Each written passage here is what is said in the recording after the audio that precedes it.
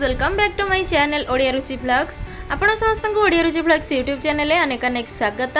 तो मुझे आज आसी आपको आउ गोटे नुआ वीडियो नहीं। तो चलते आज रेसिपी स्टार्ट करवा। आज न्यू रेसिपी हूँ पॉपकॉर्न, होममेड पॉपकॉर्न माने घरे मु बनई पॉपकॉर्न। तेबे चलतु घरे आमर केमती पॉपकॉर्न बनुची सेटा मु आपण सहित शेयर करी।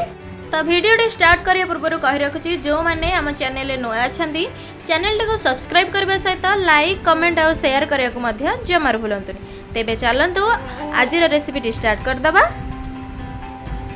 तो गैस ऊपर एठी मोटे कड़ाई नहीं जाईची। कड़ाई गरम हे गला परे हमें सेथिरे दबा किछि रिफाइंड ऑयल। तो एठी हमर तेल गरम हे आसलानी। तो एबे गरम तेल रे हमें पकई दबा स्वाद अनुसार गोटे बड़ चमच लूण।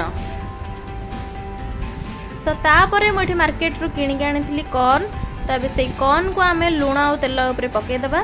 देखंतु एतिकी परिमाण रो नेबा हमें कॉर्न।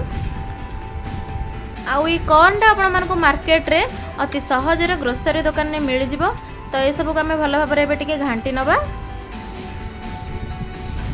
तो एमती 2 मिनिट भाजिला परे आमे एबे गोटे कवर दे दबा कड़ाई रे, कहीं एटा बहुत जल्दी फुटी जिवो हमरो कॉर्न। तो एबे देखंतु संगे संगे हमरो कॉर्न गोटे गोटे फुटिबा स्टार्ट हे गलानी। अपन माने डिस्प्ले रे देखि पड़थिबे। देखो तो केते सुंदर भाबरे टकटक हे कि सब फुटुची।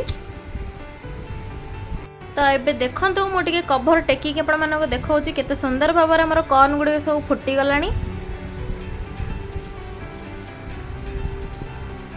तो यही भाव में आपण मैंने घरे बनातु पॉपकॉर्न, कहीं बाहर बहुत अधिक दाम रे मिलूचे। तो घरे सस्ता सुंदर मजबूत रे बनई की खातु पॉपकॉर्न।